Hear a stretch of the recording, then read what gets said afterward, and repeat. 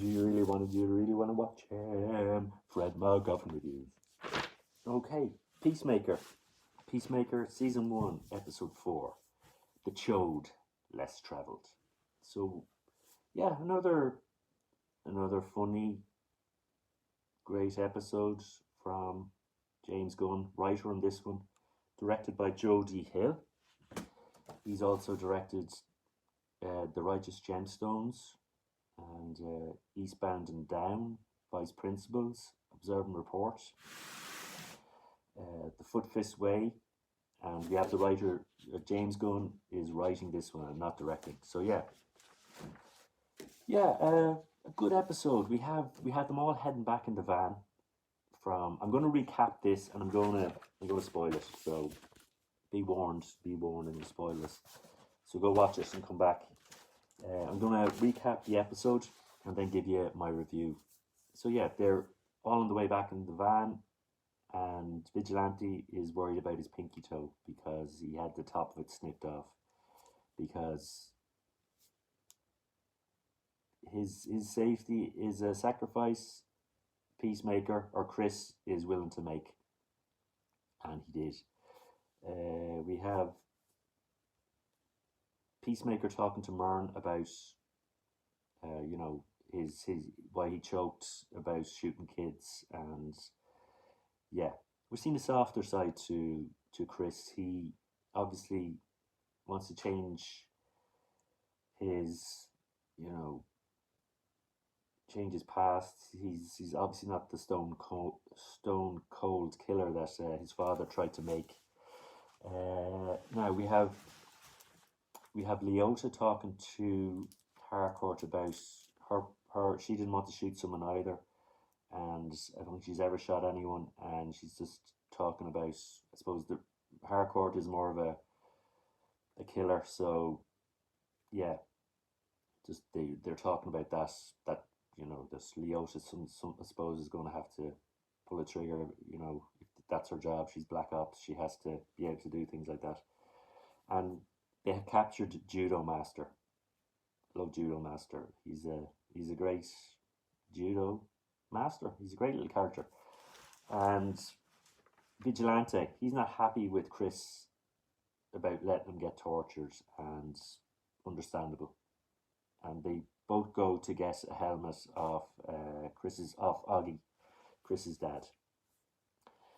Augie goes into Chris goes into Augie's lab. Augie's not there, of course. He's been arrested, and Vigilante goes in as well and sees Augie's suit, which is White Dragon. So Augie is he's a villain. He's a anti-hero. He's a bad guy.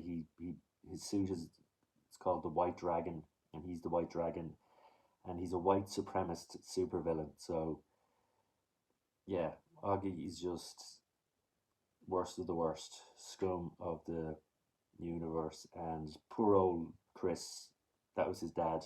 Oh my goodness. Okay, next we have the neighbor, as Chris is leaving. The nasty neighbor tells him that his dad's in jail, and Chris has a bit of a he has a bit of a verbal scuffle with him. Leota and Chris have a good relationship. Chris trusts Leota, and if they ever need to talk Chris down, Leota's going to be the person to do it. We see Judo Master escaping from the confines of John's office, and he punches John out. John's knocked cold. Leota tries to stop Chris going to see Augie, because I don't think they want any more grief. They want to just leave Augie safely in prison and just move on from that problem. Chris does anyway. Leota tries to talk him out of it. Chris does, and as soon as Chris tells Augie any bit of information about what's going on with the Black Ops operation, and Augie's going to use this information to get released because he doesn't want to be in there, of course. and Augie's gonna rat as soon as he gets the chance.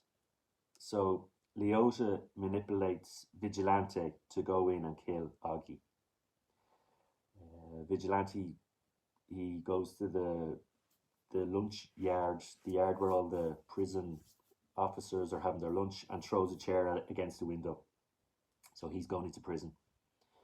We have Chris catching up with Judo Master in a car park. There's a great fight between the two of them, and Leota shoots. Yeah, after a good old scuffle and the two of them bashing each other, Chris is nearly there. Chris nearly has Judo Master on the ropes, but Leota decides to shoot Judo Master. But Judo Master isn't dead. No, he's not. He's okay. So we learn more about the butterflies. It's going to be an alien invasion.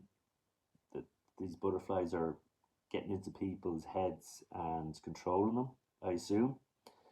We have Vigilante beating up the prisoners there's a great scene of Vigilante. He's in prison now. He gets to Augie, and yeah, he starts kicking all of Augie's, what would you say, white supremacist friends, and just as he's about to get to Augie, he gets caught by the prison guards and tells Augie that he's a bad dad, a terrible dad, and yeah, he doesn't succeed in his plan, and he gets released because, of course, Harcourt and has the Black Ops operation has the power to get him released. So he tells Harcourt that he didn't succeed, and he feels bad about it because he should look. I think Augie needs he needs some punishment. Chris asks Harcourt about the files and what she knows about his brother's death, and that they have an idea that Chris was involved in his brother's death somehow. But his brother had some sort of seizure that Chris couldn't deal with or couldn't help him with.